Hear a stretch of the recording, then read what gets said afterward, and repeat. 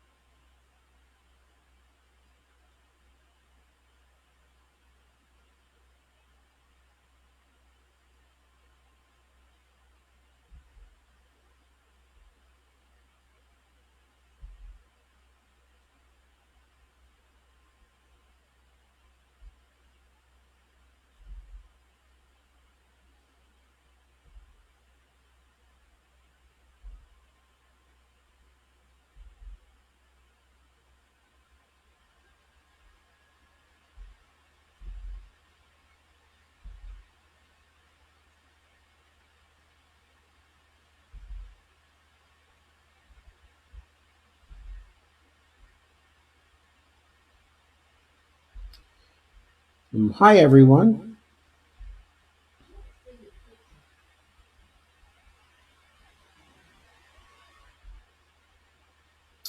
I hope you can hear me okay. I've been doing some sound experiments and I'm not sure my setting for tonight is correct, so you can tell me if I sound good. If there's any echo, that will be very helpful. Hi, Kay. Hi, Dolores. Hi, Steve. Hi, Barbara. Hi, George. Don't know if you've been here before, so welcome to you.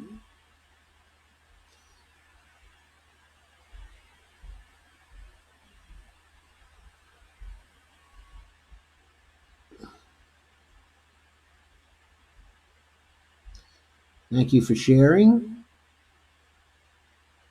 Please do as much of the sharing as you can. Hey, Russ.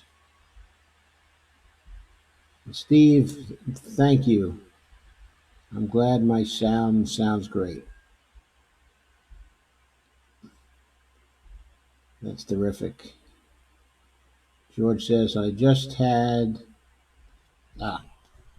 faint echo. Okay. I turned it down a bit. That may take care of the echo. So George said, I just had a scary thought. What if Iowa was testing our metal to see how much fuckery we would accept? They're going to up the ante. We can't take this lying down. Well, I'd certainly like to see Bernie sue. That's what I'd like to see. I'd like to see some legal action. That would be great. Hi, Dion Adams. Hi, Bonnie.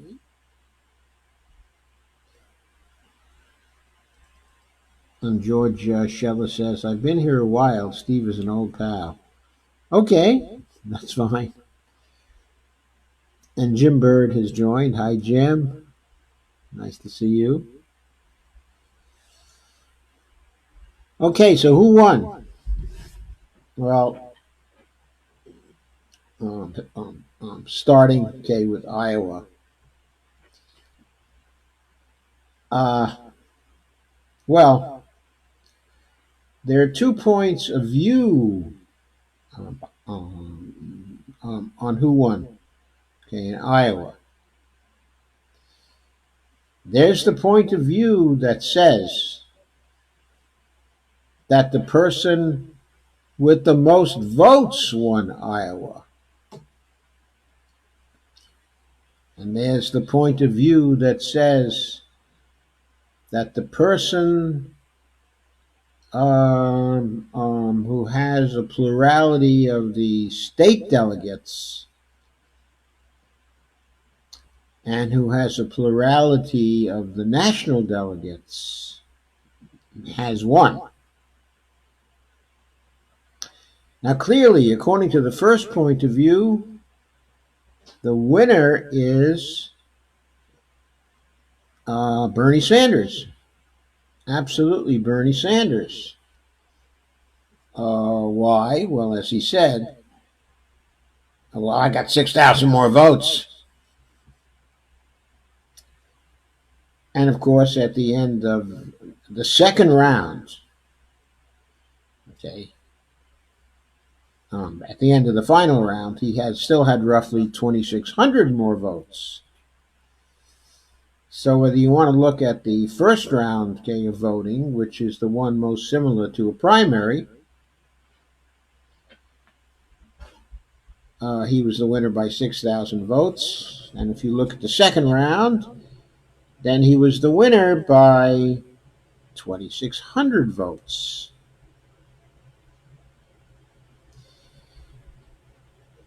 But if you look at the state delegates that were awarded, then Mayor Buttigieg got 564 state delegates, and Bernie Sanders got 562 state level delegates. Then if you look at the latest assignment of national delegates, 13 of them were given to Mayor Buttigieg and 12 to Bernie. So, according to the Iowa Democratic Party, then, right now the winner is Mayor Buttigieg, but they haven't really declared him a winner yet because there are still inconsistencies and problems with the tabulation and recording of the votes. And we're going to get some commentary on that now. I'm going to switch over and we'll go over some articles on the subject.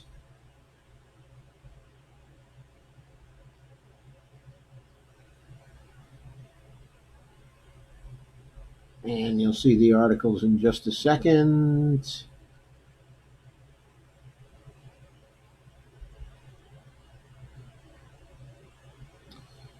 First appeared in Truthout, Don't let corporate media or the DNC fool you. Sanders scored a big win in Iowa. That's my opinion, actually, also, which I guess is one reason why I like this article. And the article was written by Alexis Goldstein. Here's a picture of Bernie at his finest. As of February 3rd, this article, by the way, was written. When was it written? I'm going to get off clearly here to see the date again. I'll put it back on clearly in a second. It was on February 7th. I'm sorry, this article was written by Michael Corcoran. There's another article somewhere that was written by Alexis Goldstein, but this was written by Michael Corcoran. Okay, I'm not going to read the article, just go over some of the main points. Okay, so basically, even though we're outraged by the way everything was reported and misreported, still we have much to celebrate. Because the corporate media will do everything they can to avoid acknowledging who the winner was, but the data don't leave room for any other logical conclusion. The data being the votes. Of course, the article points out that the DNC chair, Mr. Perez, called for a recanvassing of the Iowa vote on Thursday. Here it says, due to the major complications surrounding the process that has largely hindered Sanders to the benefit of the mayor. According to The Hill, quote, Perez later said that only the results from caucus sites with apparent reporting issues needed to be reviewed. How are we to know what had the issues, okay, of reporting? Well, one way Mr. Perez knows, evidently, is because Buttigieg called him out and said he thought that there were some issues in the satellite caucuses. Why did he think there were issues in the satellite caucuses? Well, apparently, mainly he thought that because Bernie was sweeping the satellite caucuses, in some cases by 95-5, 97-3, and just really, really big majorities in the satellite caucuses, which was rather natural. Okay, because while Buttigieg just ignored the satellite caucuses, the Sanders campaign actually targeted those.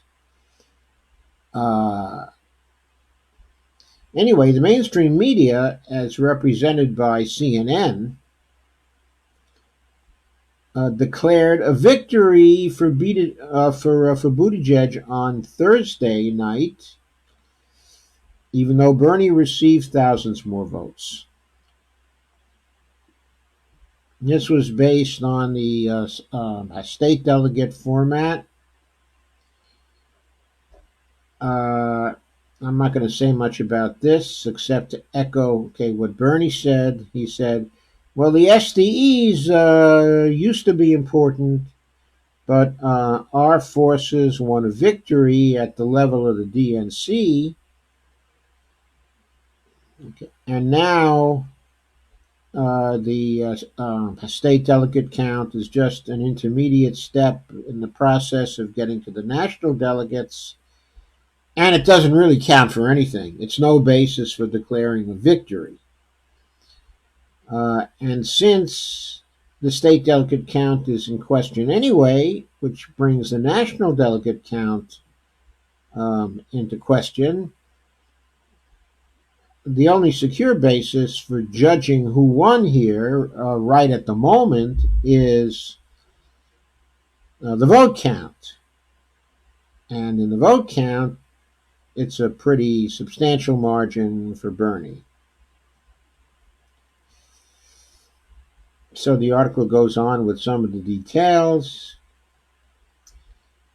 It points out that Bernie didn't make a victory speech on Monday night.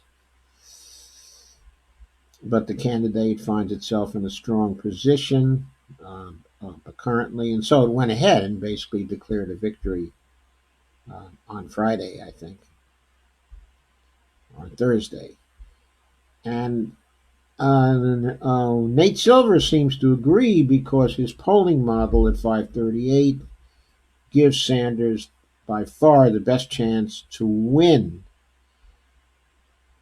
not simply winning Iowa, but the whole nomination. The model now shows Bernie uh, as the favorite in a large majority of the Super Tuesday states. And it also shows Bernie as the favorite to win the nomination now, something like 39%, I think, are now the betting odds in favor of Bernie for the first time since the whole campaign started. So that's certainly a PR victory, I guess, for Bernie. Anyway, 538's particular polling model sees Bernie as the favorite in a large majority of Super Tuesday states, including South Carolina. And the national polls released since Iowa, the Morning Consult poll, shows Bernie leading and gaining a 3-point actually bump from Iowa. Polling for the New Hampshire primary, which takes place on Tuesday, shows Bernie leading, and that's true of the latest polls as well. I believe in the NBC Marist poll that Bernie had a 4-point lead, and in the Emerson College poll, which I am finding as I go through, one that's probably best from looking at what is actually likely to happen, because it doesn't seem to be biased as much towards older people. But Bernie currently has a 7-point lead, according to the 538 model. Bernie is also favored to win Warren's home state of Massachusetts on Super Tuesday.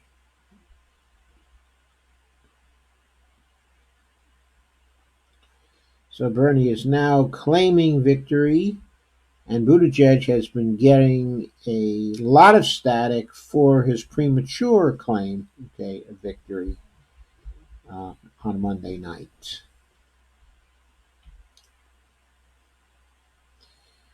Of course, everybody now mentions the collapse of Joe Biden. He finished in 4th place, and he failed to meet the viability threshold of 15% in much of the state.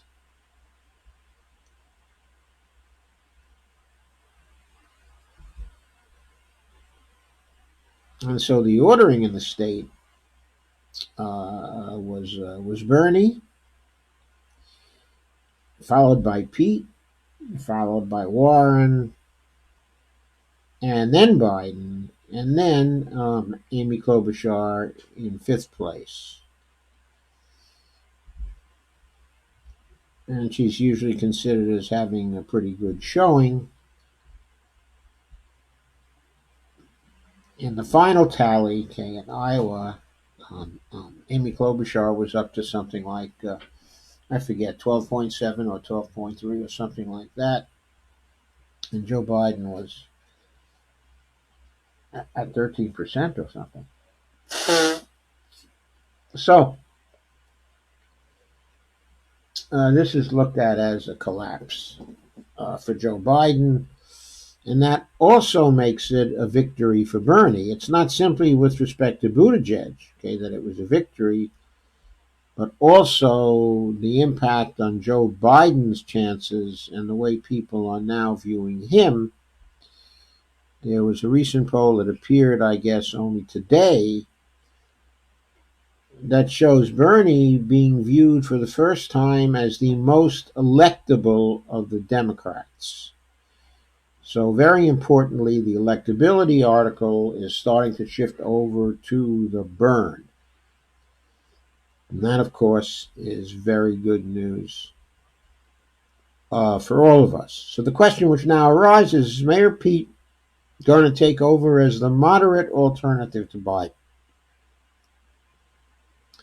I think that remains to be seen. We'll see why when we get to the debate. And the short answer, though, is I don't think he's going to be the moderate alternative to Biden. And when I say moderate, I put that in quotes, in scare quotes, because I don't think any of these centrists are very moderate.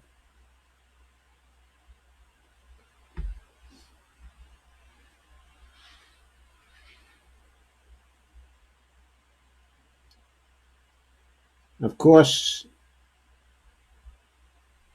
supporters of Bernie Sanders were very unhappy with the botch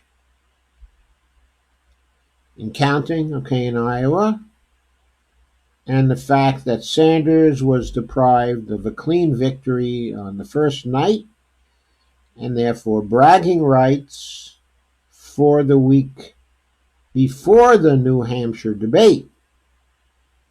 So there was a hangover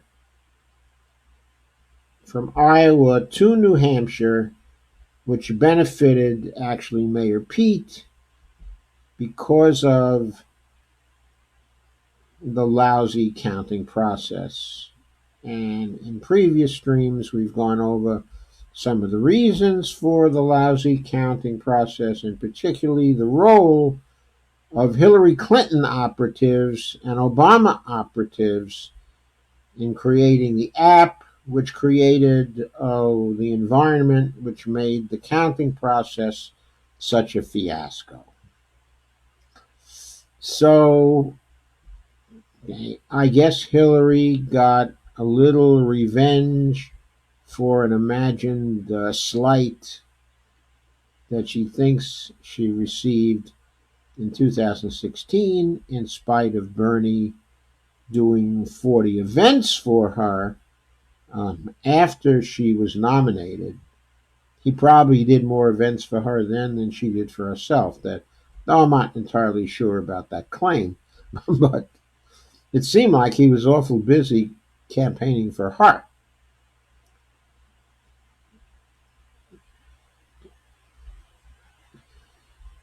Happily, according to Corcoran, the Iowa caucus results show that even when faced with unprecedented obstacles and dishonest brokers in charge of the Democratic Party primary process, the grassroots movement behind the Sanders campaign can win. And so Naomi Klein said, quote, "Yes, what happened was unfair to Bernie.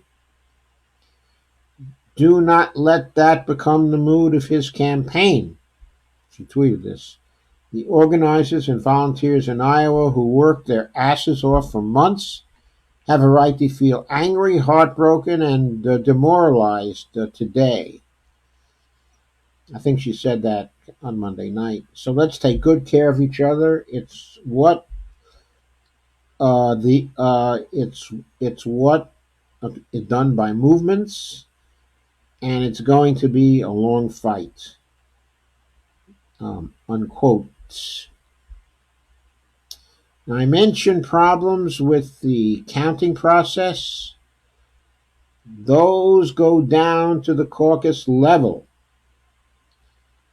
And here is a thread by Jen Dyes, the president of Status Coup, from 2 days ago. I'm not going to read but through the thread, but I've given you a link to it.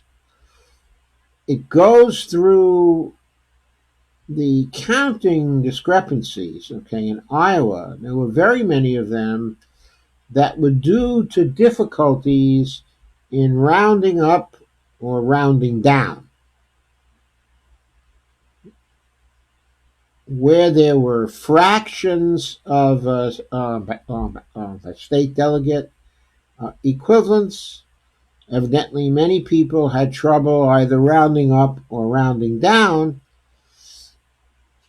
At first, there was an article, that appeared in the New York Times, which claimed that though these kinds of problems were widespread, there didn't appear to be anything systematic about it. However, Jen Dies shows here in this particular Twitter thread that, in fact, there is a systematic bias, that almost all the problems, almost all the discrepancies covered take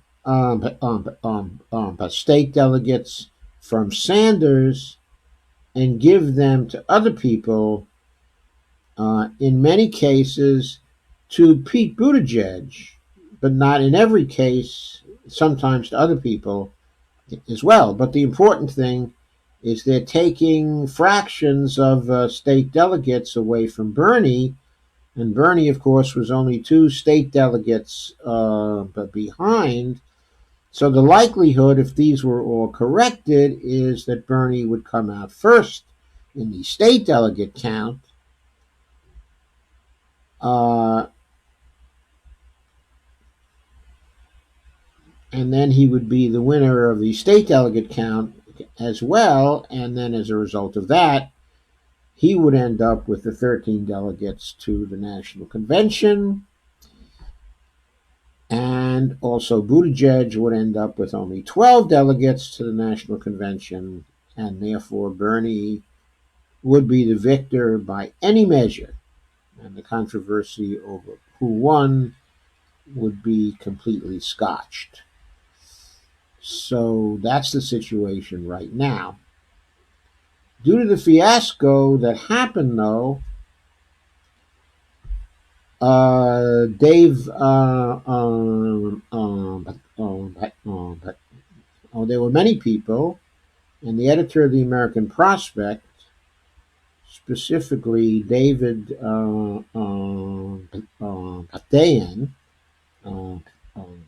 Dayen, who's a great reporter and writer, one of my favorites as a journalist, wrote on February 7th, in the American Prospect, which is the publication that he's the editor of, and he often writes for as well. And he says, Tom Perez should resign, preferably today. And I'll put that on clearly for you so you can see it more clearly. Day starts by pointing out that Tom should never have been the DNC chair. What happened is he was used as part of a proxy war between the Obama faction of the establishment and the rest of the party. According to Dave, which I think is correct, the rest of the party was fully ready to move on after the 2016 mess. Both Harry Reid and Chuck Schumer had embraced Keith Ellison, who was one of the top surrogates for Bernie Sanders in 2016, for the position of national chair of the DNC, which would have been a show of unity that might have helped to rebuild the broken bonds within the party. His victory would have at least attempted a rough union between the Sanders and the Clinton forces, and would have given the party's left wing more of a shot at creating a strong and a legitimate message to counter Donald Trump. But Obama couldn't handle it. It was too much for the neoliberal. He pressured Perez, who was musing about running for governor in Maryland, into the race, and bore down on the establishment to break with the Ellison shtick of unity and accept his preferred candidate instead. This eventually succeeded with the help of a party coup in Puerto Rico, and there's a link here to the story of that actually delivered Perez all of the Puerto Rican delegation's votes, which then in turn created the margin of victory in the final vote for Perez over by Keith Ellison.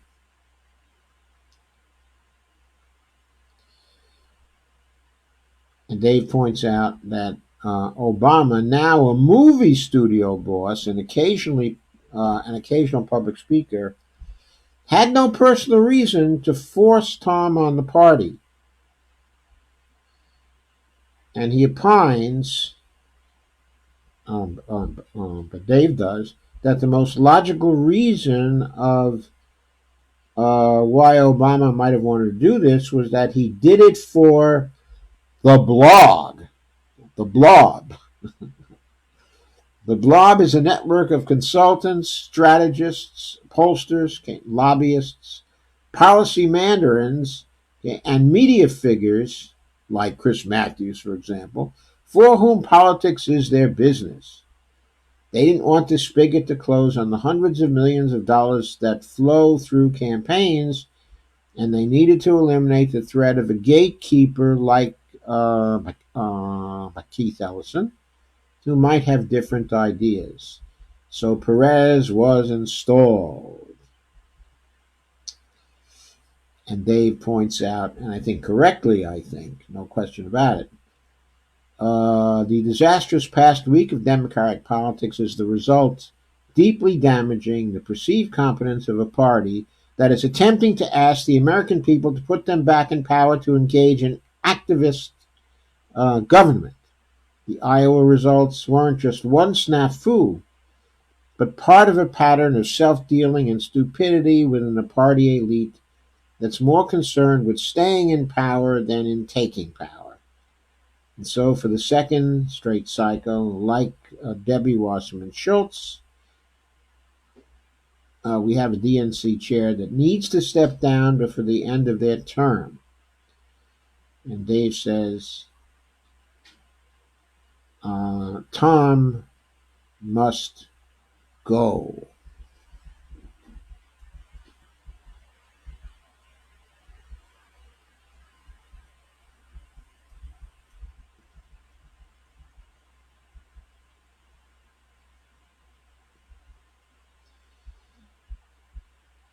So after the DNC made a concerted effort to try to minimize caucuses,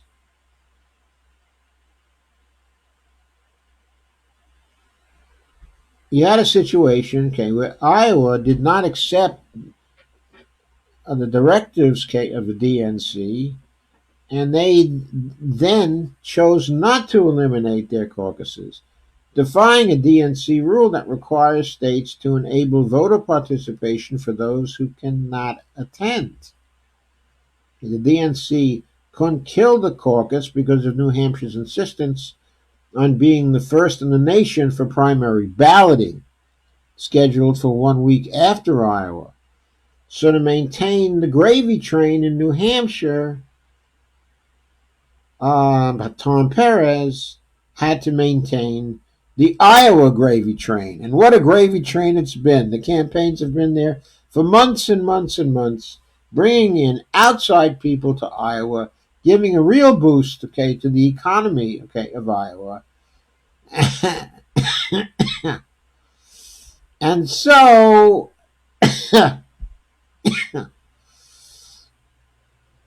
for reasons of very narrow politics, we had a caucus, in Iowa that resulted in a counting fiasco and a real black eye for the Democratic Party.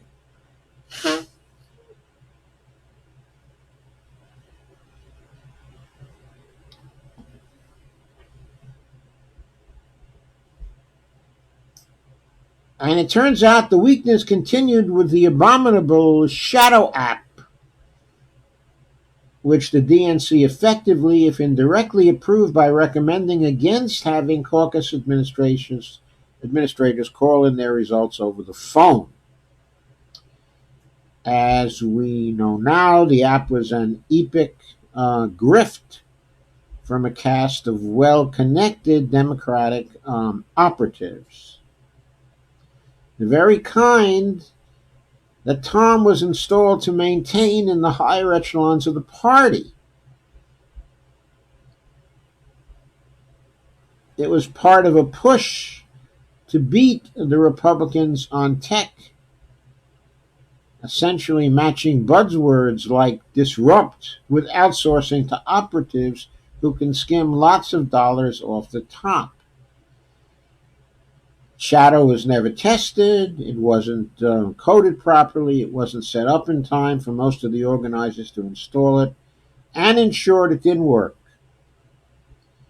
Worse, the new transparency placed on the caucus process, which reported actual vote counts for the first time, exposed numerous tabulation errors that were easily exposed by Twitter sleuths. These errors were probably a feature of every Iowa caucus since the 1970s, but we only now had the data to actually see it, which means it's probably going to be very hard for the Iowa caucus to recover and have their gravy train again in 2024. Still, the delegate vote was nearing a conclusion that jibed with the popular vote thanks to Bernie Sanders' prowess in the satellite caucuses. Flexible voting sites for those who couldn't otherwise participate. The one access boosting innovation that actually remained in the caucuses. And here's a conclusion that's emphasized. The Iowa results weren't just one snafu, but part of a pattern of self-dealing and stupidity within a party elite that's more concerned with staying in power than actually taking power. They want to be big fish in a small pond rather than big fish in a bigger pond. It's at this point that Perez called for a recanvass to count the votes again, in Iowa, waiting until the moment Sanders was poised to take the lead to demand a recount, set the conspiracy-minded reeling. Actually, he didn't actually request a recount, but a recanvass. Actually, Perez didn't want a recount because he was afraid that would show even a bigger lead for Bernie. But anyway, that set the conspiracy-minded reeling, and with good reason. It was also Perez's dumb attempt at preserving himself. He never coordinated with the Iowa Democratic Party over this demand, and under caucus rules has no authority to do so. Authority notwithstanding, Jeff Zeleny over at CNN reported that the DNC, quote, has been running the show in Iowa for the last 48 hours. Yes, he reported that on, I think on Thursday. So David points out, so Perez is seeking to be an independent actor trying to clean up the Iowa mess when he was fully implicated in making the mess in the first place. An important conclusion by Dave.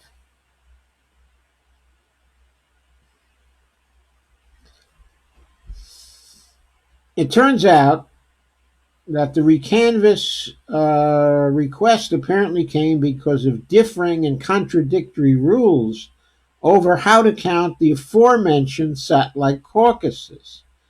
That there would be this much confusion over the counting process can only fall once again on the head of the leader of the DNC, which approved the delegate plans for all states. So it has to fall on Perez's head because he approved the delegate plans, just didn't read them carefully enough to see that there were differing and contradictory rules for the caucuses.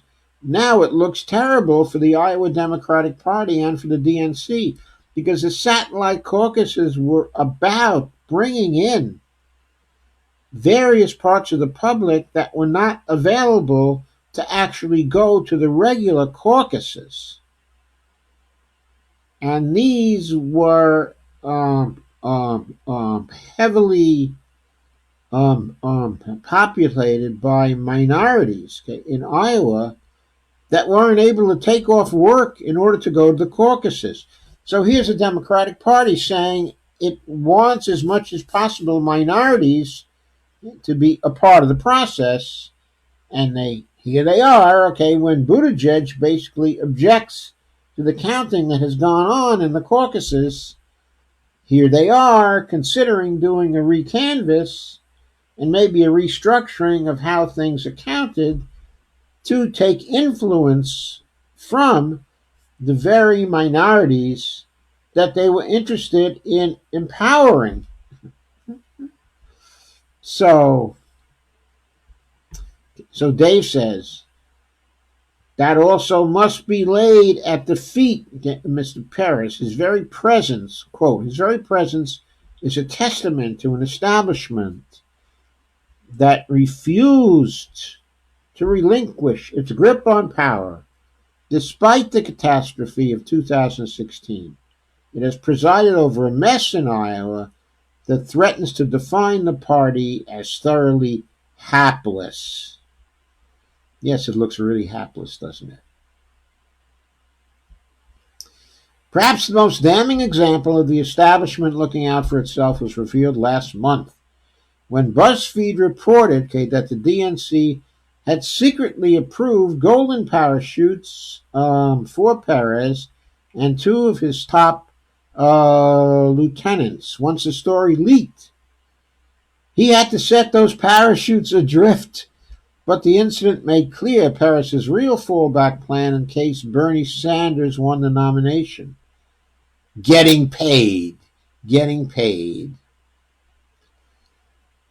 Dave concludes by saying, now that the special payout has been extinguished, the DNC can happily say goodbye to Perez without incurring additional financial costs.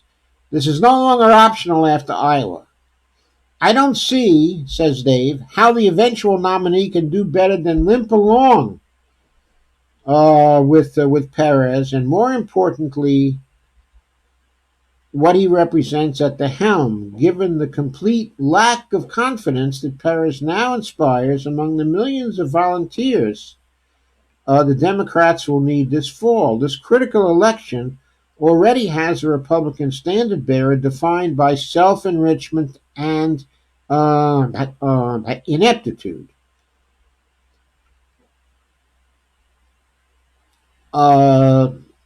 He concludes with the Democrats must purge their counterpart, specifically Perez. They must purge him. And that brings us back to the beginning. Tom Perez should resign, preferably today, preferably yesterday. On to New Hampshire. On to New Hampshire. What happened in the debates? Who won the debates? Or the debate, I guess. It was only one. Well, maybe it was a lot of little debates. I don't know. I suppose it depends on how you want to look at that as well. Let me get myself all set up here. Didn't want to have too many windows open up in my browser at the start. Okay, here we are. So, okay, my ranking. First in the debate was Bernie Sanders. No question about it, in my mind. It was one of the better debates, if not the absolute best that he had. He didn't make a slip all night. Okay, in my view, he was aggressive. He was really on his game. He was tough. He was consistent with his brand, his image, what he wants to project. And he did very well in his interaction with the others as well. So, he won. Number 2, in my view, was Tom Steyer. Tom Steyer made a number of good statements on race this time, okay, and racism. He did not simply limit himself to his usual good statements on the climate, but he was more at ease this time and fairly eloquent, and he was very supportive of Bernie Sanders, actually. I thought third, not because I agree with very much of what she said, but just based on how she came across in this particular debate, it seemed to me Amy Klobuchar was third, though pretty far behind the other two.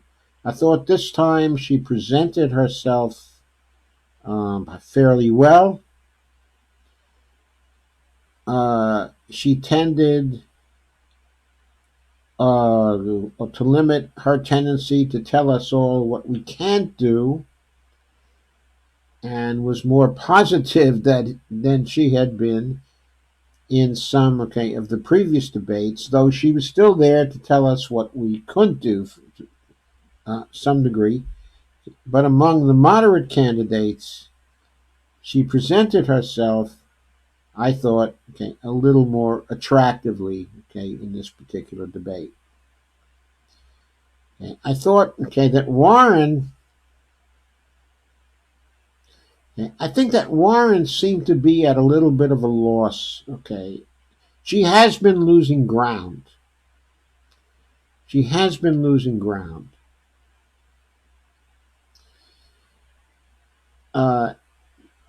Now, she did surprisingly well, in Iowa, but this didn't seem to have a positive effect on her poll numbers for New Hampshire. She's still down there. She's in a neighboring state, and she's currently polling at about 11 or 12%. Way too low for a senator from a neighboring state. New Hampshire should have been her strongest state, with the exception of the state of Massachusetts itself. But she seems to have lost a lot of ground since 2 or 3 months ago, even in New Hampshire. And so she came into this debate, and to me, she seemed to carry herself in a somewhat different way, with less confidence and markedly more desperation. We'll get into some of the details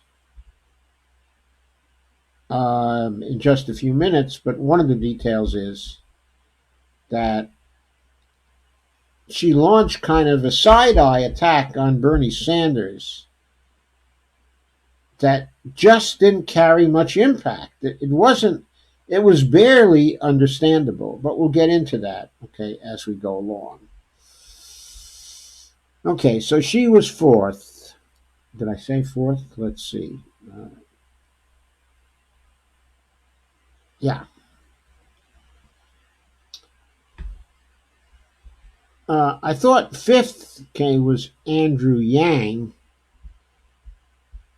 He's always at as a disadvantage because he gets less time than other people, and he came in with 8 minutes in this particular debate. So he was again like the lowest on time. I thought he spoke well. He seemed more comfortable, in this particular debate. The most comfortable I've seen him, in the debates. But There's something about Yang when he debates and when he talks and how he presents himself in terms of policy that to me, okay, is ineffective. And it was here in this particular debate, okay, as well. I liked him better on the personal side, okay, in this particular debate. I think he came over better. He came over as someone perhaps that was more caring than he had come over, okay, in previous debates. Uh, and he usually comes over as someone who can think outside of the box. But to my mind, that may be one of his problems because while he thinks outside of the box, it seems to me he thinks outside of the box in a very unsystematic way. That he thinks outside of the box in terms of being ad hoc in the remark he makes and the policies he seems to favor and the views he expresses on society, okay, in general. For me, they just don't cohere. Maybe they cohere for other people, for people in the Yang Gang, but because he's so unsystematic and his views don't seem to cohere, he seems to me to not be saying anything that's really significant. Okay. Now, sometimes he makes a policy recommendation that seems to be significant, like, of course, the basic income idea. But, of course, for various reasons, that's an idea that I don't entirely agree with as a standalone proposition. So I'm not impressed with that. I'm not impressed with his reasoning on that. It seems to me divorced from considerations that are macroeconomic. And I don't like that, okay, as a result. But anyway, I've gone into too much detail on him, but I wanted to say why I rank him as fifth. I think other people might rank him as third or maybe as second. In sixth spot, I ranked Joe Biden. I had the feeling that Joe Biden did much better in this debate than he did, okay, in earlier debates. It didn't seem like he had so much of a cognitive problem in this particular debate. He seemed to be on his game more. He seemed to be friendlier, more comfortable, and better at defending himself also when he got into difficulties. So I thought his performance was improved over previous debates, but of course, other performances were also improved, so I still would only rank him at sixth. And who do I think came in last? I think it was Mayor Pete. And we'll get into why with some of the material that we're going to go through now. Okay, so first, an article from Common Dreams written by Jake Johnson on February 7th. Quote, which side are you on? Unquote. Sanders calls out Buttigieg for raking in billionaire donations. And Bernie put it to him here, and I'm going to put this on clearly so you can see the type more clearly.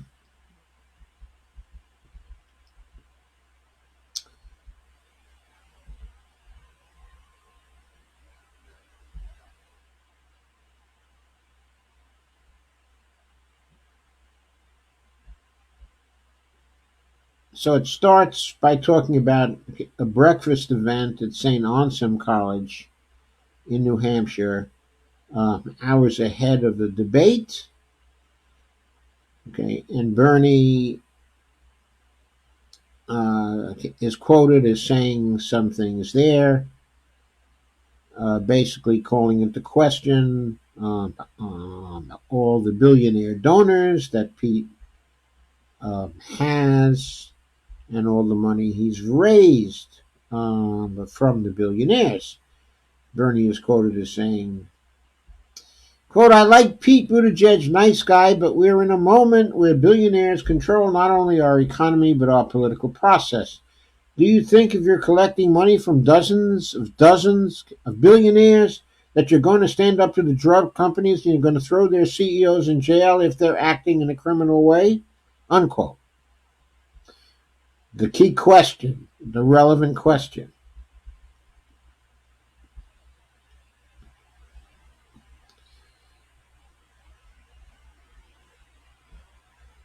And the Hill tweeted the claim by Bernie Sanders that Pete has the most exclusive billionaire donors of any Democrat.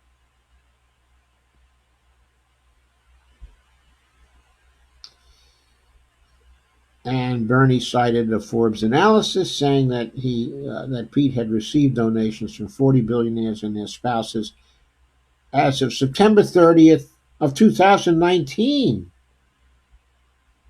I think he may have more billionaires in his corner now. The billionaires seem to gravitate to Pete.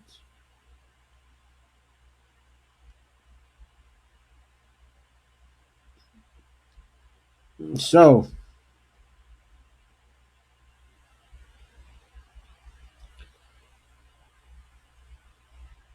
this came into the debate, of course, where Bernie attacked Pete straight up, said it to his face, and where Pete had to give an answer. And Pete's answer to Bernie was basically, hey, Bernie, by not allowing the billionaires in and taking their money, you're excluding them from the process. And we need everybody we can get on our side in order to beat Trump. It doesn't make sense to exclude the billionaires.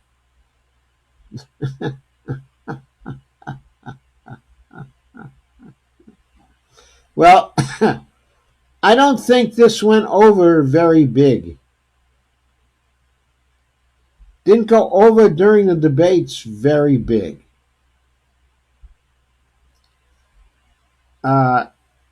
And so Bernie really won that point, and it was a very big point. It was part of the debate that Pete really was hung up on. There was another thing within the debate also that came from Amy Klobuchar, who brought the experience argument to bear on Pete. Once again, she'd done that in a previous debate, but there were more people involved, in that particular debate, and she wasn't really able to corner him quite as much as she was able to do here. And here, she cleaned his clock on the experience question, and of course she was supported by Joe Biden, and to some degree by Warren and by Bernie too. I mean, everybody thinks, well, he made really a stupid mistake, Pete did. He made fun of the senators, in Iowa while they were stuck, in Washington. He made fun of them for being stuck, in Washington for the impeachment proceedings in the Senate, and said of them that they would better have spent their time watching cartoons on television. Well, he might have gotten some laughs in a town hall he was holding there, but this really got the senators very, very angry.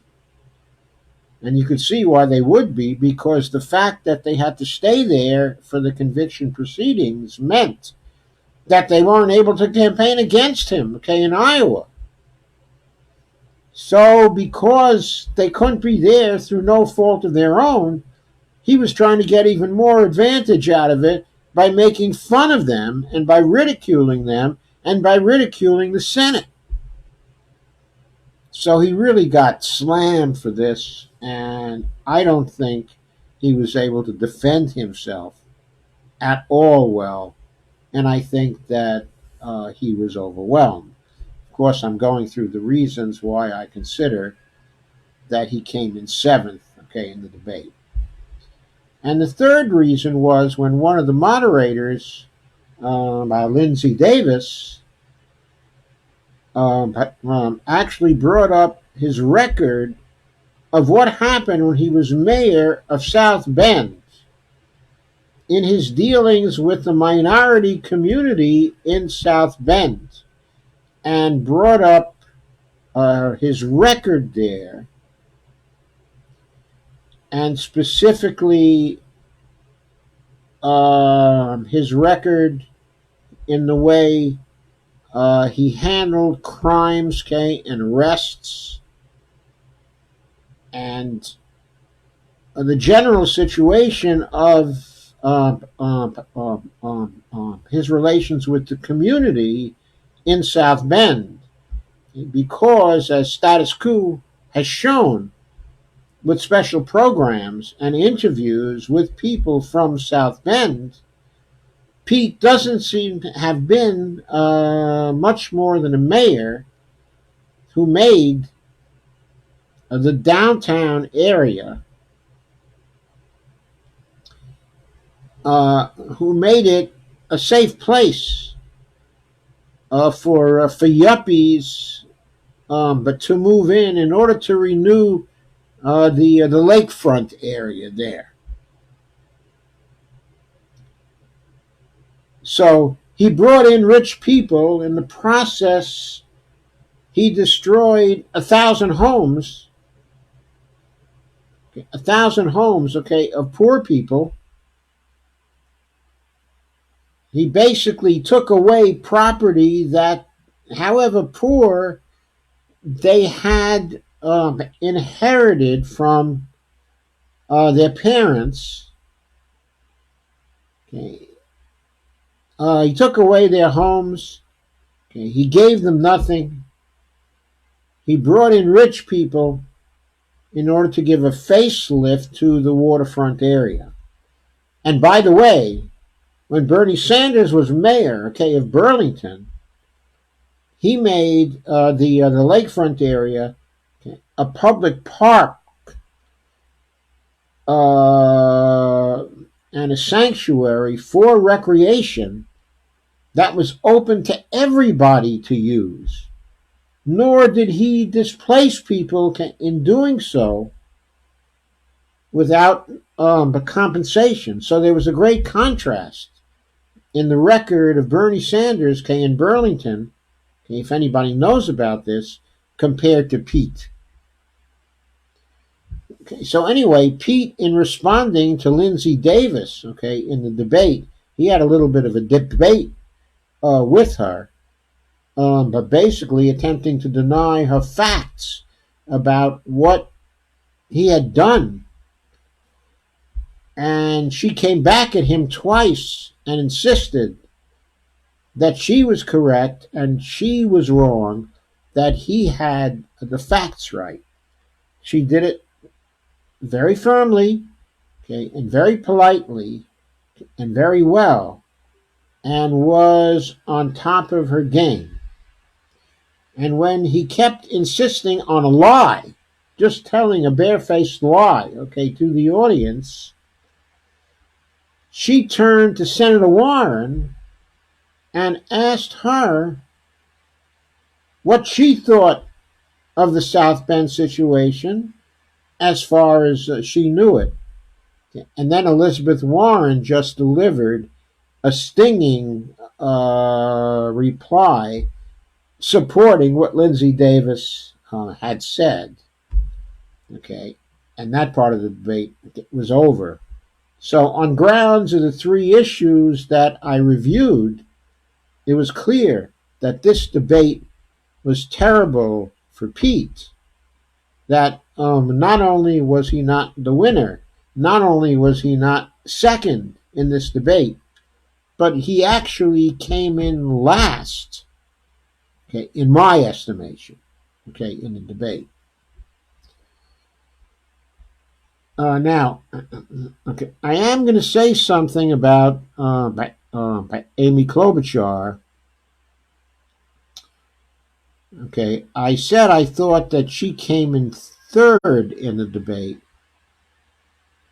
That wasn't based on the content of what she had to say at all. It was just based on the improvement in her presentation of herself and the improvement in her interactions with other people who are on the stage. Okay, and she also seemed to avoid, to a greater degree, okay, than in other debates, relating everything that she had to say back to something she had done. That was getting really annoying in some of the other debates. She was better on that in this one. Now, in a number of the debates, though, thus far, the mainstream, the media mainstream, have been saying that Amy Klobuchar has won a debate or that she ranked extremely high. In other words, boosting her in each of the debates. And they did it again last night. In other words, the mainstream news media was saying, "Oh, Amy Klobuchar, wasn't she effective? Wasn't she?"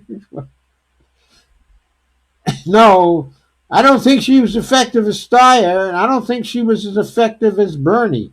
Nowhere near. But of course, that's always their bias that is showing through. Anyway, there was an article which appeared in Vox.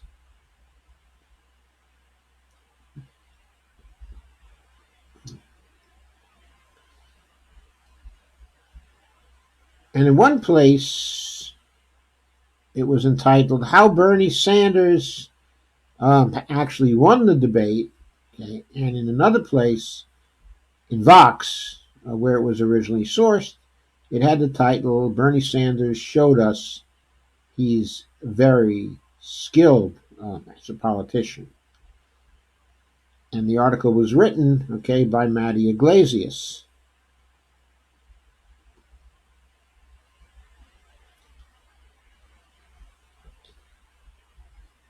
And I'll put that in clearly as well. Make that a little bigger so you can see it better on my screen. There we go. So Matt begins with the fact, okay, that the Democratic Party is polarized right now between Bernie fans who insist that the way forward is actually democratic socialism and an establishment that's terrified that Sanders will bring electoral doom. Matt, however, says the truth is more boring. He says, though far left politics isn't really a winning hand, that Sanders himself is an effective player who consistently outperforms the partisan fundamentals in his races. In other words, when he runs for office, he does extremely well. And he pointed out that those talents were on display at the New Hampshire debate. And he credits Bernie by saying he stayed relentlessly on message. He emphasized the popular aspects of his agenda and avoided major pitfalls. And then he said, as long as Bernie can avoid the trap of actually believing too much of his own hype, he has the ability to craft a winning message before November. Now that's appearing in Vox, who has been reasonably anti-Bernie for some time, certainly was in 2016. They've never been real Bernie lovers over there. Okay. So Maddie points out that Bernie avoided pitfalls on health care. He says the most obvious of the vulnerabilities he has so far is that over the course of his two campaigns, he centered a Medicare for All agenda that, while popular as an abstract slogan, tends to become rather dicey politically when people kick the tires and examine the details. Now, this is, of course, the narrative of the mainstream. That's their story when it comes to Medicare for All.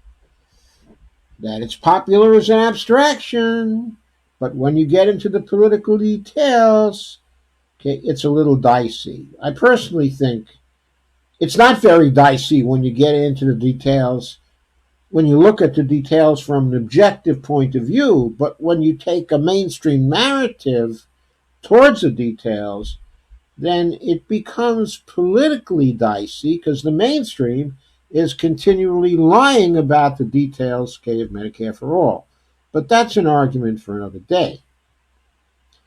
But to go on, he points out that the issues over Medicare for All came up in previous debates, but typically with Elizabeth Warren as the subject of scrutiny. And Matt points out that Friday night it was Bernie's time in the barrel as Joe Biden argued that Medicare for All, quote, will cost more than the entire federal budget we spend now. So, quote again, the idea middle-class taxes aren't going to go up is just crazy, unquote. Well, so Matty says, it's a tough charge and a fair one, but Sanders simply ducks it. Now, I don't think he simply ducks it, and I'll explain why. But also, the idea that middle-class taxes aren't going to go up, that's not an idea that Bernie has ever put forward. In other words, Bernie's idea is that, yes, middle-class taxes are going to go up somewhat, but they will save on their healthcare spending because they won't pay any premiums, they won't pay any deductibles, and they won't pay any copays.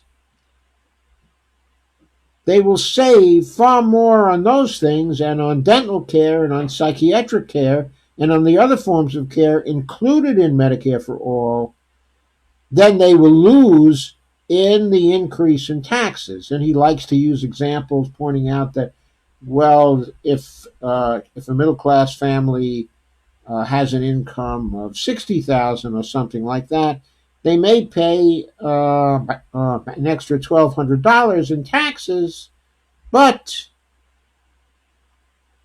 that's a hell of a lot better than paying $12,000 in premiums, copays, and deductibles, which is, by the way, a very transparent argument and one that Bernie often makes. So I don't think Bernie simply ducks the second half of the Biden quote.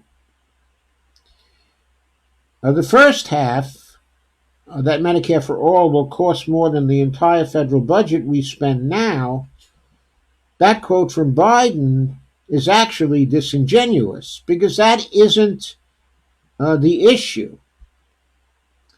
But here's Bernie. Quote, we're spending twice as much per capita on healthcare as do the people of any other country. Maybe it's got something to do with the fact that the healthcare industry last year made $100 billion in profit. Maybe it has something to do with the fact that we're wasting $500 billion a year trying to administer thousands and thousands of different plans. What Medicare for All will do is save the average American substantial sums of money. Substantial. It would be much less expensive than your plan, and will expand Medicare to include dental care, eyeglasses, hearing aids, and home health care as well. And by the way, he missed pointing to psychiatric care. Very, very important. Very, very important. Not always included in the private insurance plans that people have. And of course, not included, at all for those who are going to be getting insurance for the first time as a result of the Medicare for All program, and who, of course, have never had any support from the government of any kind for anything they pay for. Okay. So to go on with what Matty has to say, he says, what makes this answer worse is that while it's evasive on the taxes point, it also stands up to fact-checking scrutiny.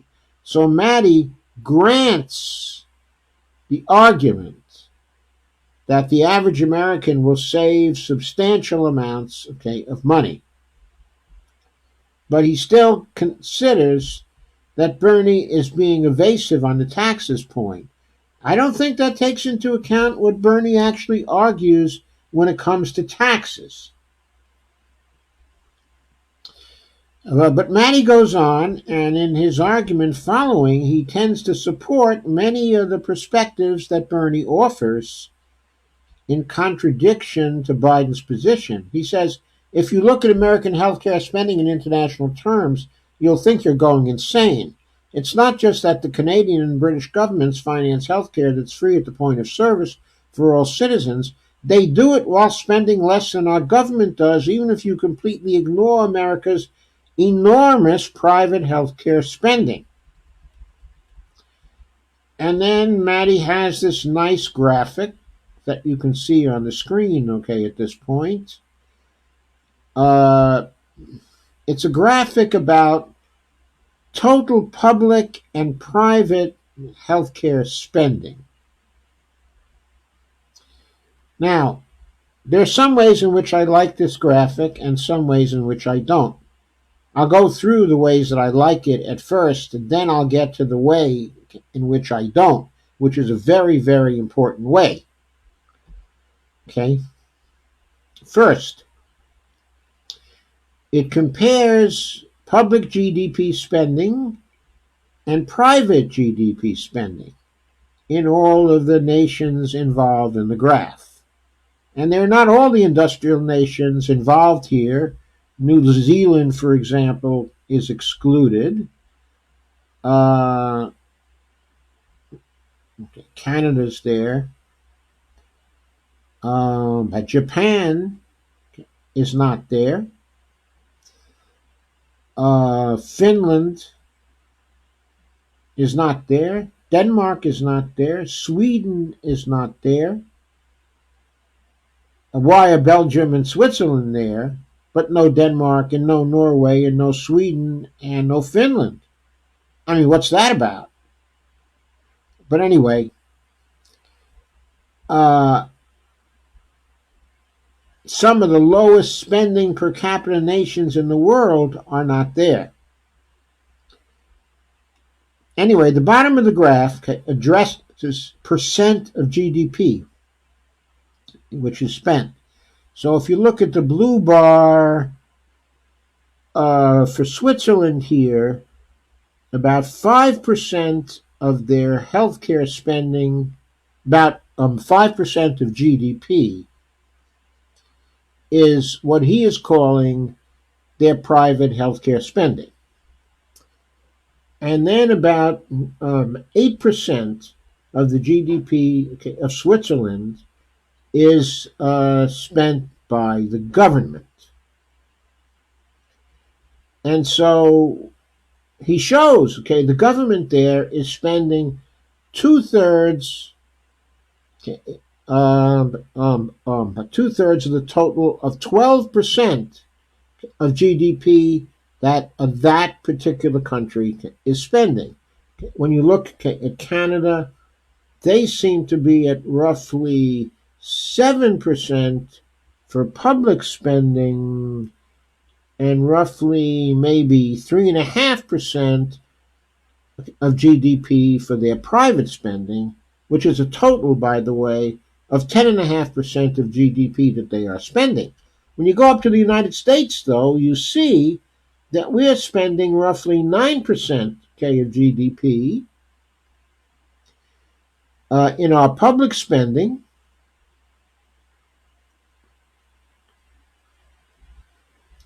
and also 9% in private GDP spending.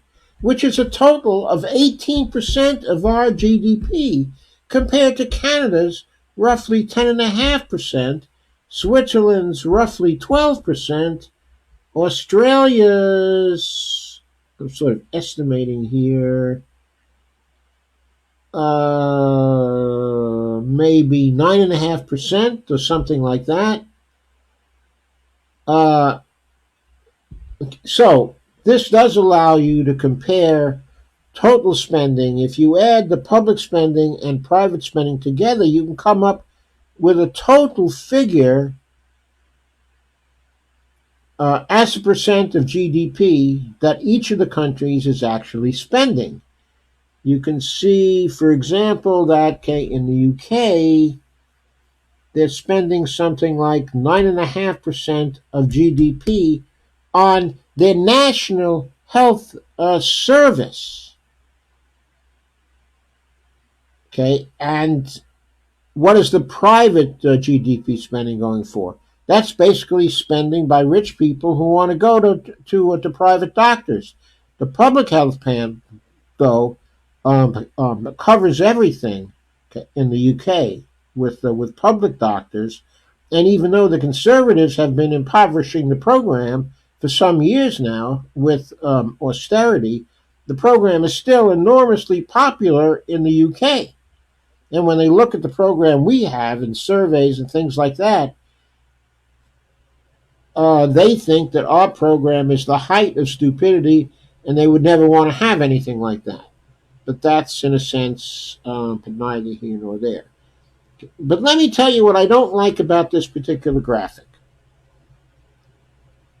What I don't like is it does not make clear that none of these nations pays for their public health care spending through deficit spending that is not actually accompanied by taxation. I should say through deficit spending. In other words, in all the countries, there are taxes levied to pay for the healthcare plan. Now we know here, from previous streams I've done, that the taxes don't pay for anything. But nevertheless, from the perspective of those being taxed, from their perspective, in order to have the health program, the government is requiring taxes from them, from the private sector. In other words, the GDP spending, may be the public actually spending for the health care, but the private sector is not only spending for health care itself, it also is being taxed because the public spending on health care is going on. So if you look at the amount coming out of the private sector in order to offer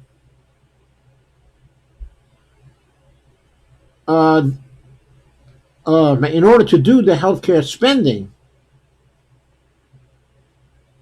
in association with the healthcare spending, 18% of GDP is coming out of the pockets of private citizens because of the kind of healthcare system we have. 12% of GDP is coming out of private sector pockets because of the healthcare plan they have. 10.5%, or 11%, I forget the exact figure, is coming out of Canadian private sector pockets because of the healthcare plan okay, that they have. So the distinction between public spending and private spending, okay, is not as important in terms of what's coming out of private sector pockets as the total public plus private spending is, because the public spending is matched by private sector taxation. In the end, it's still the private sector shelling out for it. That's the real answer to Joe Biden. The proper answer for Bernie to give, or at least another proper answer for him to give, is to say, look, Joe, you may tell me that my Medicare for All plan is going to cost $32 trillion over 10 years. But I'm telling you that if we don't pass the Medicare for All that I am favoring, according to the projections from CMS itself, we will spend as a nation, and ultimately the private sector will be either taxed or will have to spend $50 billion for the privilege of getting health care. So it's really a choice between the private sector spending $32 billion or the private sector spending $50 billion. It's crazy. I'm sorry, spending $50 trillion. I should have said $32 trillion as opposed to $50 trillion. I'm sorry. An order of magnitude error. Excuse me. Okay, so the point is, we have a choice between spending $50 trillion or spending $32 trillion. That's the real choice, though. The real choice is not how much more the government is going to spend. The real choice is how much is going to come out of our pockets. What you're saying is that $50 trillion is going to come out of our pockets over 10 years. What I'm saying is that with Medicare for All, only $32 trillion is going to come out of our pockets. So from the standpoint of cost, the Medicare for All plan is better. From the standpoint of health, it's also better because more people are covered. From the standpoint of benefits, it's also better because more people are covered. It's real simple, Joe. You're confusing this by making it seem like it's a government spending issue. But it's not so much a government spending issue as it is how much money is going to come out of private sector pockets due to our healthcare system. Due to our healthcare system. Due to our choice of healthcare system. I'm showing you that according to the projections by the government, $50 trillion is going to come out of our pockets. And you're telling me that my plan is objectionable because $32 trillion is going to come out of our pockets. I say you really don't understand what's at issue here. Or you wouldn't be saying that $50 trillion is better than $32 trillion, Joe. That's a case I've never heard Bernie make in so many words.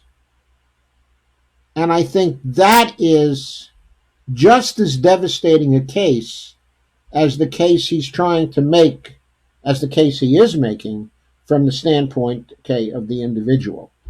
He needs to lift this up, I think, to the macroeconomic standpoint and give them that.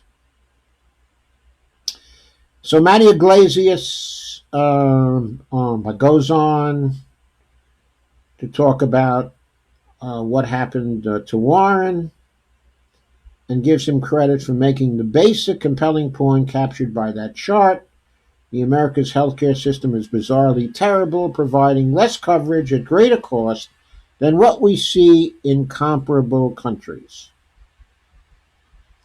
He says this is not an adequate basis for actually enacting Medicare for all, but it's a good political answer that explains his big picture view of healthcare without falling into nasty political traps. But what I've just showed you is that if you put together a graphic combining the private healthcare spending and the public healthcare spending, and you totaled it all up as a percent of GDP, and then you had another line in the graphic showing what total spending is going to be over 10 years if we had a Medicare for All program versus what it's going to be if we don't have a Medicare for All program, that would make the point much more clearly to people and would absolutely justify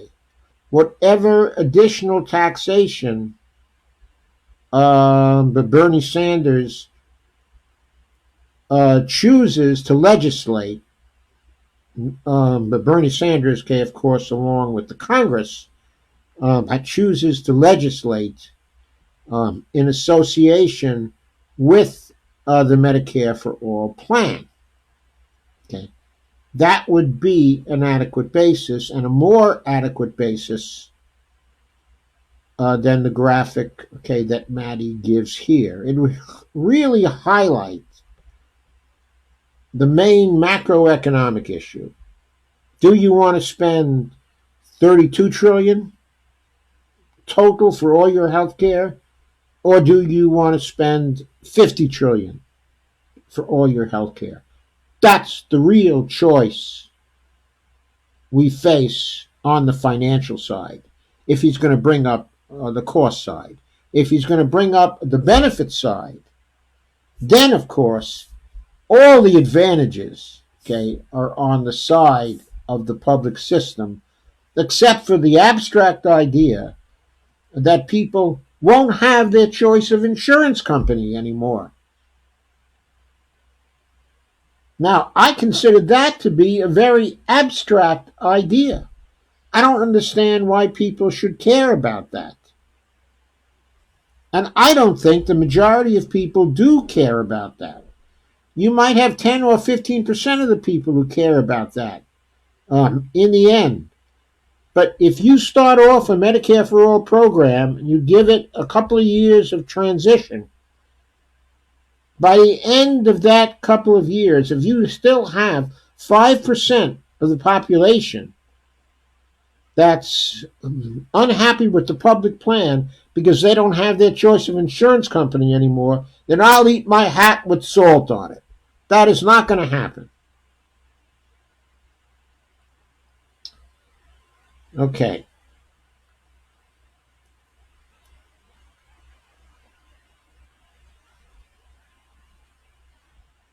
Anyway, Iglesias goes on to talk about how deft is Bernie when it comes to politics.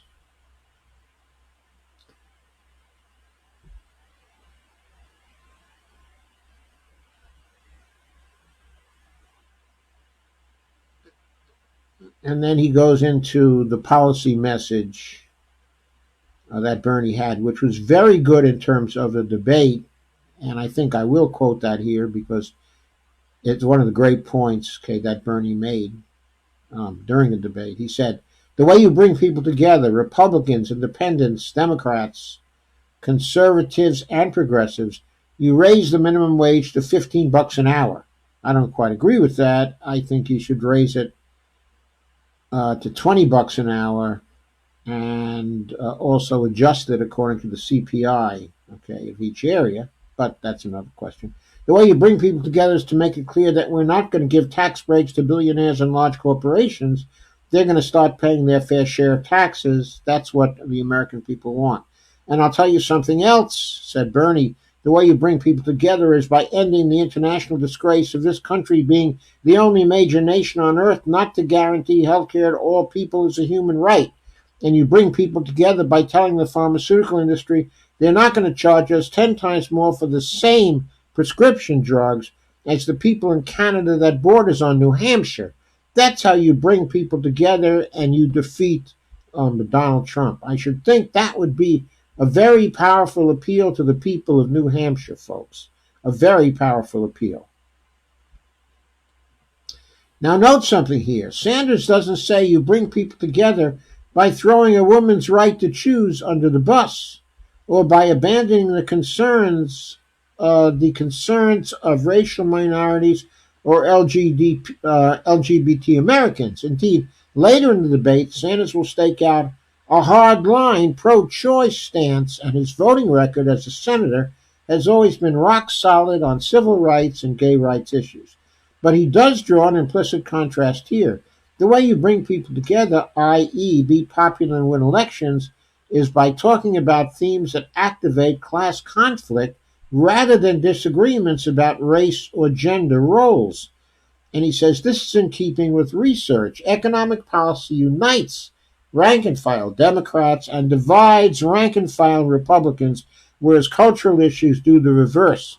But Democratic Party politicians often fall into the trap of emphasizing their own elite-level consensus on cultural issues while fighting about the details of economic policy. Here comes Bonnie to heckle me because the time's getting late. Okay.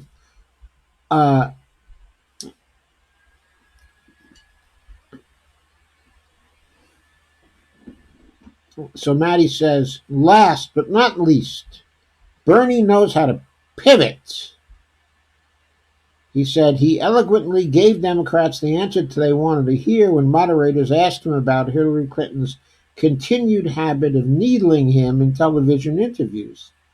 He says, quote, I think quite honestly, as we face one of the great crises facing America, our job is to look forward and not back. I hope that Secretary Clinton and all of us can come together and move in that direction. Unquote. Doesn't that sound like something that one President Barack Obama used to say? Let's look forward and never look backward. I, of course, do not agree with that. A lot of times we have to look backward to learn things.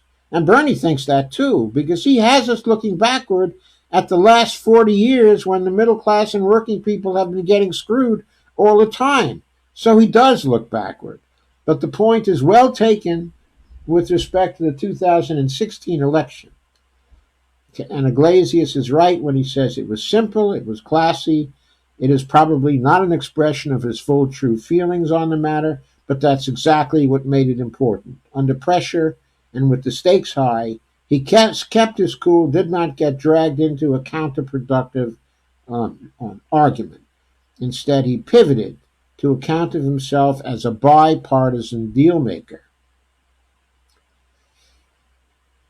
I'm not going to quote the rest of this, but of course it makes use of the line that he was the Amendment King in a study covering the years 1995 to 2007. Maddie says, nervous Democrats should take two things away from this. One is that Sanders does in fact know how the legislative process in America works. He's participated extensively for decades. He knows how you get things done. This is actually more like 4 decades. Also knows how painfully difficult it is to get things done. It's true that this is at odds with some of his talk, of a political, some of his talk, of a revolution. But the point is, he's been around. This is a veteran and reasonably successful member of Congress. Not some random guy who joined the Democratic Socialists of America 18 months ago. The other, and in some ways more important thing, is simply that he knows how to do the whole normal politics pivot to the center thing. Happy talk about bipartisanship isn't just for Joe Biden. Bernie Sanders can do it too. He has Republican friends. He knows there are good Republicans out there. He's worked with them in the past and looks forward to doing so again. It's 100% true that if Mayor Pete or Amy started talking like this, they'd get roasted by Sanders' Twitter fandom. The hypocrisy is very real. But the fact that Bernie's fans let Sanders get away with this kind of thing is a strength of his. He's smart and trusted. So he has the running room to reach out to the center, and when appropriate, he does it. And lately, by the way, he hasn't been pre-bargaining, I notice. Anyway, to end this article, there are no guarantees in politics, says Maddie, and it's unquestionably true that Sanders would bring some obvious vulnerability to the table.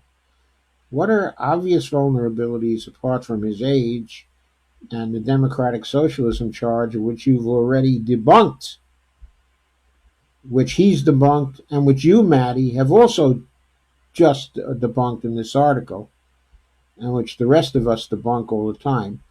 But his track record over the years suggests real skill at navigating these problems. And if you watch his first performance as a real front runner in the race, you can see those skills in action. I thought that was generally a very insightful article. It takes a few swipes, Kate Bernie, but if you're writing for Vox, you're obligated to take a few swipes at Bernie.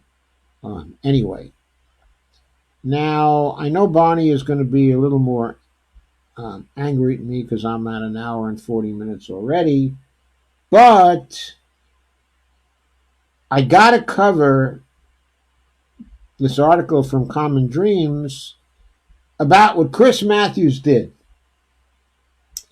Chris Matthews, okay, and this was written by Julia Conley and for Common Dreams and appeared today. And the article is headlined, Chris Matthews slammed for spreading misinformation about Sanders' Democratic Socialist agenda on a post-debate panel. I think it was actually Matthews' panel, which he had a number of people, including Chris Hayes on it, okay, and Lawrence O'Donnell as well. And the article points to Chris Matthews saying he drew a lot of static on social media Friday night after suggesting that as a Democratic Socialist, Bernie Sanders could lead a dictatorship in which establishment political figures would be, quote, executed, unquote, should he win the presidency. Chris Matthews has gone off his rocker, folks, off his rocker. Following the Democratic primary debate, Chris Matthews joined other MSC commentators, including MSDNC commentators, including Joy Reid and Chris Hayes, in a panel discussion in which Chris Matthews expressed concerns about Sanders' Democratic Socialist ideals, which he claimed the Vermont senator has not clarified. What bullshit. Bernie's been clarifying that since he first won his race for mayor in 1980. Quote, I believe if Castro and the Reds, says Matthews, Castro and the Reds, had won the Cold War, there would have been executions in Central Park, and I might have been one of the ones getting executed. Sorry, Chris, you're not important enough, he said, referring to the former Cuban president, Fidel Castro. Unquote. I don't know what Bernie Sanders supports over these years. I don't know what he means by socialism. Unquote. Let me listen to him. Matthews admitted that Sanders has suggested, quote, we're going to be like Denmark, unquote. And so Matthews said, okay, that's harmless. That's basically a capitalist country with a lot of good social welfare programs. He says Denmark is harmless. But he still appeared unconvinced that Sanders, as president, aims to push the U.S. in the direction of many wealthy countries which offer universal health care, tuition free public college, and other strong universal programs. Chris Hayes said it's pretty clearly in the Denmark category. I mean, that's what he says, and that's what his agenda calls for, right? And the discussion followed a question posed during a Democratic debate in which ABC News moderator George Stephanopoulos asked the 7 candidates whether they're afraid of having a Democratic Socialist as the 2020 presidential nominee. Amy Klobuchar was the only one to raise her hand after a long pause. During the debate, Sanders reiterated his support for joining other developed countries, particularly in Scandinavia, in providing the public with health care and education that's free at the point of service, guaranteed paid leave, and other robust social welfare programs which are broadly popular among the American electorate and which, he said, will bring people together, quote unquote. And you can bet your sweet Bippy they're going to bring people together. No question about it. Of course, the 1% won't like them very much, but the other 99% will come together. Quote, the way you bring people together is to make it clear we're not going to give tax breaks to billionaires and large corporations, unquote. They're going to start paying, quote again, they're going to start paying their fair share of taxes. That's what the American people want, and I'll tell you something else. The way you bring people together is by ending the international disgrace of this country being the only major nation on earth not to guarantee health care to all people as a human right. Well, on social media, of course, there was all kinds of static for Chris Matthews. Now, I will say this Chris Hayes was not in a position to give Chris Matthews a lot of static on that panel. It's very unfair to have Chris Hayes on that particular panel because all Chris Hayes could do was make some weak response to Chris Matthews because Chris Hayes has young children and wants to keep his job at MSDNC. But the Chris Hayes of 10 years ago would have laughed Chris Matthews right out of the panel. Anyway, one Twitter from Austin Walker, one tweet said, I'd say at least Chris Matthews is laughable, but this is 100% how this shit ends up spreading through the concerned liberal quadrant of the party. You can't say blue no matter who, and also insinuate that Bernie might execute people in the streets. Come on! Yes, come on is right. That was so outrageous. What's becoming increasingly obvious about Chris Matthews' Bernie Sanders takes is that A, he seemingly never actually listened to Bernie Sanders talk, and B, he's a perfect avatar for why a lot of boomers hate Sanders. He's still fighting the Soviets in his mind. That one was by Paul Blest. I think it's time for Chris Matthews to go home and eat ice cream. And maybe he can do it across the table from Joe Biden. The two of them belong together. And look forward and not backward. Maybe he needs to look forward and not backward. Anyway, Matthews isn't going to be held accountable for losing his time on national television, says Carlos Mazza, who bills himself as @gay wonk, because in American media, peddling wild conspiracies about socialism isn't disqualifying. Being a socialist is. And the very last of my comments on this. Author and MSNBC commentator Anand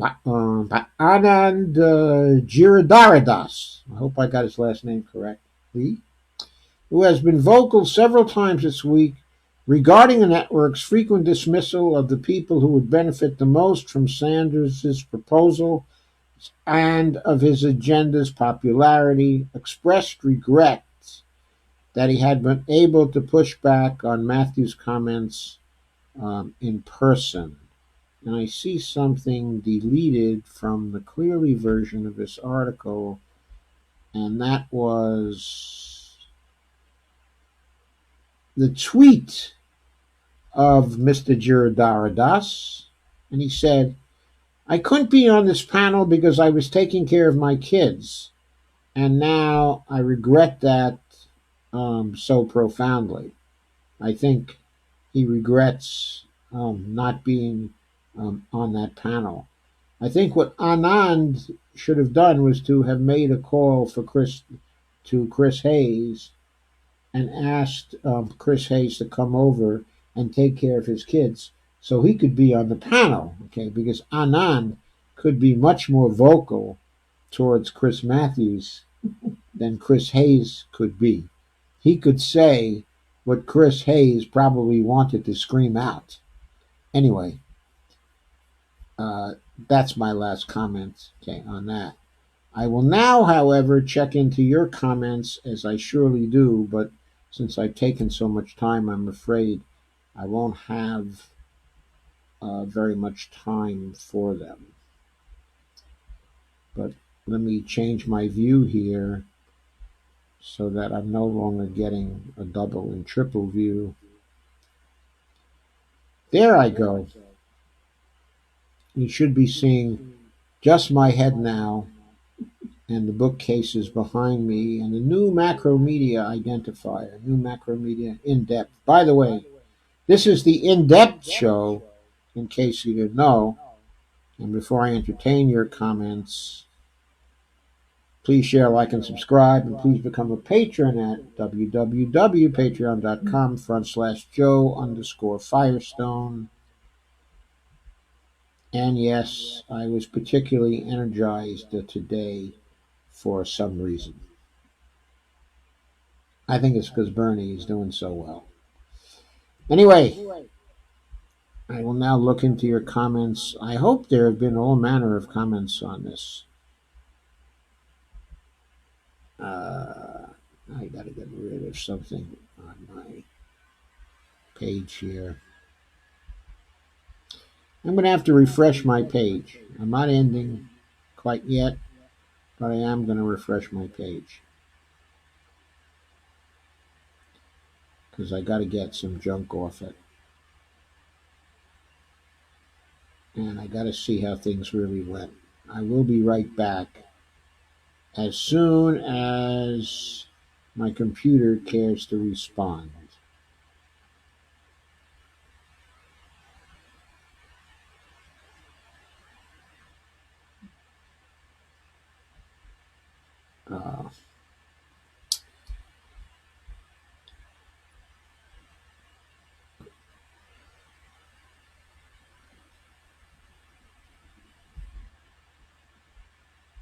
Uh, okay, let me see if I can see what you said.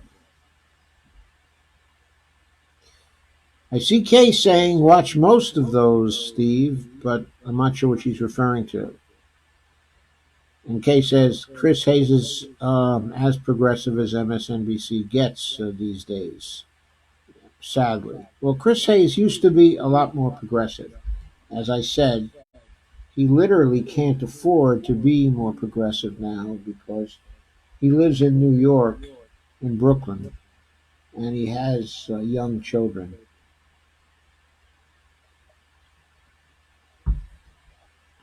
So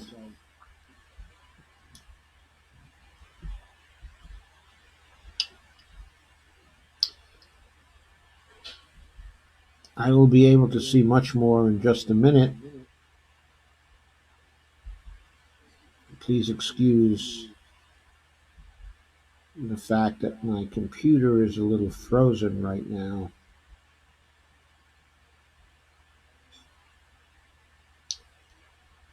For some reason, lots of my CPU is getting used, and I'm not sure why.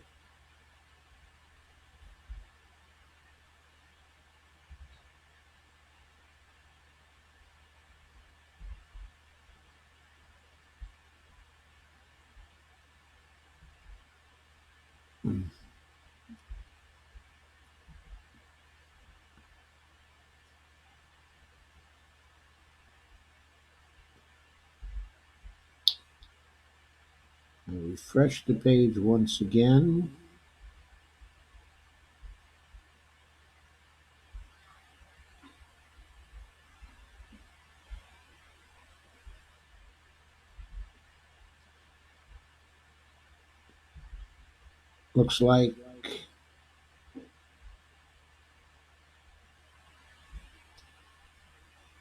Looks like I'm back in.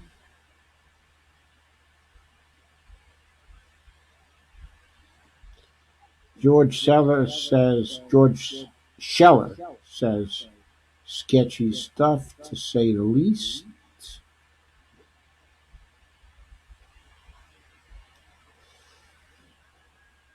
Steve says Lawrence Steiner just finished a kick-ass interview with Crystal Ball from Lauren's home. Check it out, people. I'll check it out. I'm sure I'll enjoy that interview. Lawrence Steiner does very good stuff. George Scheller says the satellite caucuses were largely people who've never voted before. Like Chomsky says, people aren't supposed to be involved in the process. Paraphrasing Chomsky. Susan says, we just got home. We knocked 20,000 doors today in New Hampshire. Congratulations, Susan. Steve says, wow, good job. Thank you.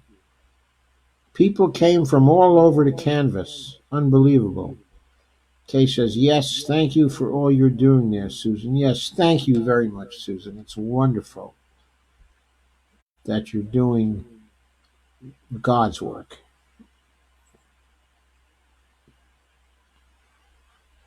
George Scheller says, rat-faced boy is going down. He can't get a single black vote for good reason. George says, all the people knocking doors and here comes Shadow. What the fuck? WTF, sorry. And many people said they were coming back tomorrow. That's wonderful, Susan. I hope you get some new people tomorrow as well, because there are people who work Saturday and can't come, but may be able to come tomorrow. And Susan said, I heard Bernie actually won the SDEs also. Last time I looked at the outcomes, he had not. I certainly hope he has by now. If he won the SDEs also, he'll also have an extra delegate at the national level. And George Scheller said, Iowa was meant to dishearten the movement. Major fail. It was a major fail. In the end, it is a major fail. I think our fighting spirit is even higher than it was before Iowa. Steve says, stay optimistic, keep fighting. Bernie won in spite of all their cheating. Kay says, Bernie and his backers saw what they did last time and were older and smarter this time. Rob says, hey, Yoda, how you doing? Hey, Rob, how you doing? So did Bernie win or not? You betcha. You betcha. And Susan said, Bernie was on fire. Kay said, yes, I agree. It was a good debate. Steve says Petey had 3-inch heels on his shoes. He did? Oh. Russ says Steyer was in love with Bernie this time for some reason. Quote, I agree with Bernie. I think that actually Steyer, I've seen Steyer operate in some other contexts, like in the need to impeach context. I've seen him giving some speeches here and there. I personally think Steyer is a pretty left-wing guy. Now, he doesn't go for Medicare for all. I'm not sure of his reasoning when it comes to that. But I don't think that means that he stands in opposition to Bernie. He seems to agree with Bernie on almost everything else. So I'm not surprised that he's been there during the debates supporting Bernie on many issues. It's not a surprise to me at all. And Kay says, I think Steyer knows he can't win but wants to help their common causes. I think that's right. Steve says Steyer has a man crush on Bernie. I don't think it's a man crush, Steve. I think He just admires Bernie. He admires his fight. He admires his persistence. He admires all that he has taken on. And I think he admires Bernie's political skills also. He's been coming face to face with them. And he may not have been paying that close attention before. Steve says Warren wears that same red jacket every day. Well, sometimes she wears a blue jacket. I've seen her wear a blue jacket very, very frequently. I've never seen her wear a white jacket like Tulsi, though.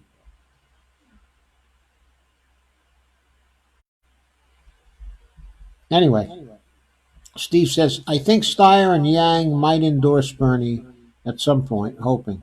I think there's a good chance Steyer is going to endorse Bernie at some point. Kay says, I'm hoping so too, Steve. I think Yang is likely to endorse Bernie also. Okay, because I think that Yang has been exhibiting that he's a pretty good guy. He cares about people, not to mention the fact that Bernie's Medicare for All program is a great advantage to him and his family because funds for treating autism are going to be there however much it takes. Susan Eldridge says, Pete's response to why more AAs were put in jail under his watch was horrible. I think this will sink him. Yeah, I think it'll sink him too. I think so too. It can have the effect, if emphasized by everyone, it can have the same effect as what Batulsi did to Kamala. Kay says Status Quo did great interviews there in South Bend. I saw those. Status Quo always does great interviews. I've never seen a bad interview from Jordan Chariton. He is a talented interviewer. He's very, very good. Kay says Bernie did a good job in Burlington with affordable housing. He did. He did a great job. Russ says, yes, this debate reflected poorly on Buttigieg.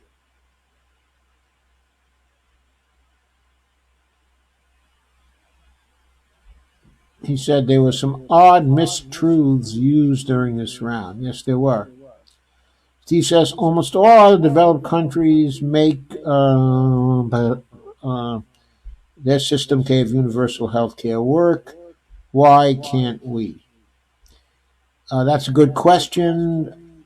I don't think they all work quite as well, as some of the others. For example, Switzerland's system is very, very good, but it also costs people $400 a month in premiums. It's a flat rate of $400 a month.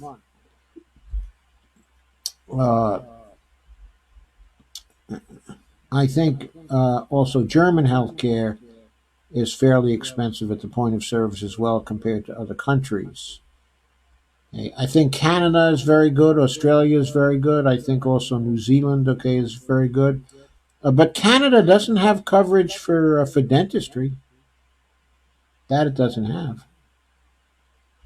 I think Australia, once again, has coverage for dentistry, but they've been going back and forth on that. When the Labour Party is in, they get coverage for dentistry. When the Conservatives come back, they pull an austerity thing, and they take dentistry away. Well, they've done that in previous years anyway. Single payer would give us freedom like we've not had in decades. Oh, I know. It would be wonderful.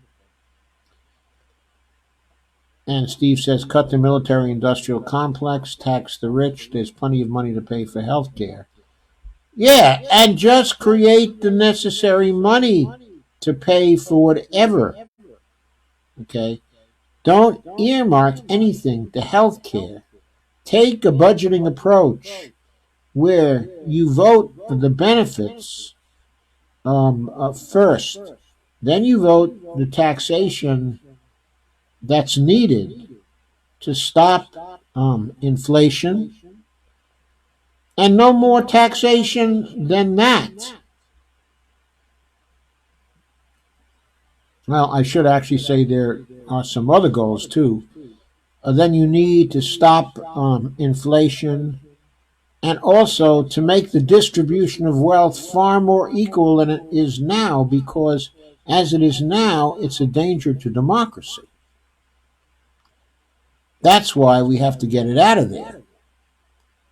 That's exactly why. Steve says perhaps our employers could pay more if they weren't paying part of our health care. Of course they could pay more. Of course they could pay more. Kay says, exactly, Steve, and the companies would not be able to use healthcare as a weapon against employees either, like they did against strikers in Ohio and Michigan a few months ago. Exactly. Steve says, people are afraid to change jobs or start their own business for fear of losing their health insurance. Absolutely. Steve says, Joe Biden is over. Toast, in my opinion. He told everybody to vote for someone else. Yes, that is true about changing jobs or even starting new businesses, Steve. And Russ says it's close to 11 p.m. and I need to call it a night. See you soon. Thanks, Russ. Steve says good night. Steve says on to New Hampshire. Kay says New Hampshire looks pretty good for now.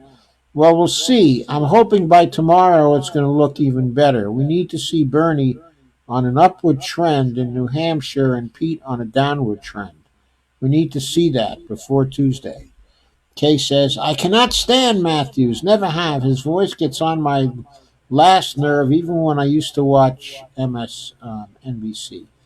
Steve says, watch Convo Couch, Status Quo, Jimmy Dore, MCSC, The Rising, the political soapbox. It's actually the progressive soapbox. It's Jamar Thomas.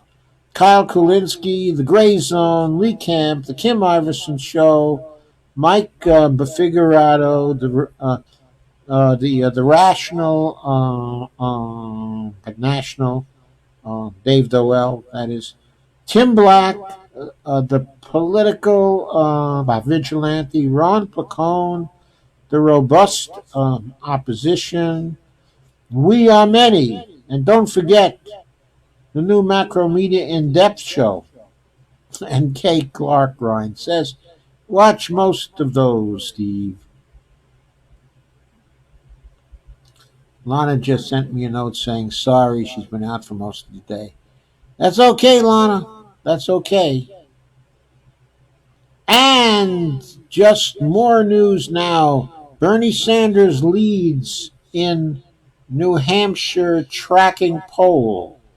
I will immediately try to pull that up and give you some news of that. That's looks like this is the Hill. Sanders' lead grows in New Hampshire tracking poll. Which is it? The Emerson College tracking poll shows Bernie Sanders' lead in New Hampshire up 3 points overnight. His lead grew on yesterday's poll due to a fall-off in support for Pete Buttigieg. The sudden drop could be explained by the former South Bend mayor's weak debate performance on Friday night, or increasing scrutiny over his ties to billionaires, or his attempt to have people whose app he helped them to develop sabotage the counting process in Iowa. Over 30% of respondents to polls said they would vote for Bernie, while 20% said they supported Pete. Support for Amy climbed to 13%, while Warren held steady at 12%. Joe Biden is in fifth place in the survey, with just 11% of very likely Democratic voters saying they support the vice president. That's a survey of 500 people who are registered Democrats and likely independents, and was conducted between February 7th and February 8th. February 8th is today. There'll be another tracking poll tomorrow coming out. It came from Emerson. I personally think that's the poll to watch. Of course, you should be watching them all. to try to get some feel for what's going on and see whether the same gains are being recorded K and all. But I think the most reliable of these tracking polls right now is the Emerson College poll, because I think their bias towards the elderly is least. Okay, so Bernie's lead apparently is now 10 points. Aren't you glad you stayed to learn that?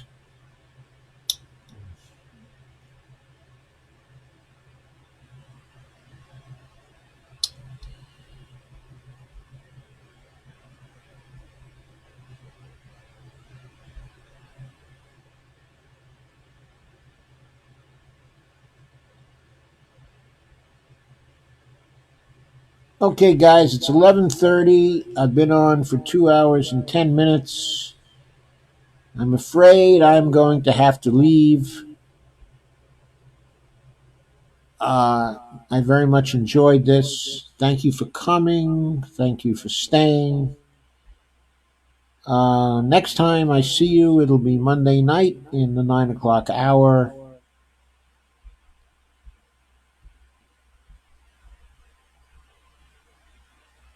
Jim Bird says everyone needs to teach everyone MMT. There are now many materials out there that can help to teach it. Okay, and I've written 7 books that apply MMT. They're on my website, okay, josephmfirestone.com. They're Kindle ebooks.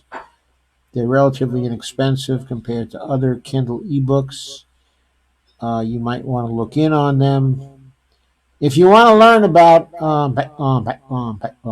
MMT,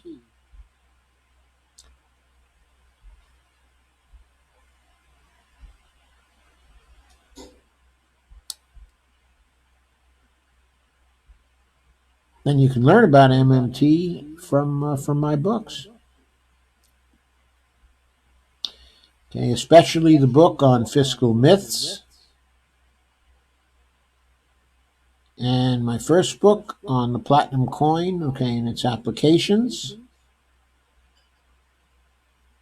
and as well my books on real fiscal responsibility, dealing with the austerity mongers and the counters to them. Good stuff. Jim says night all, Kay says night show, and thank you for being here, and Steve says good night everyone. And so on that note, I'm going to say good night everyone as well, and thank you for coming, and I'll see you Monday night.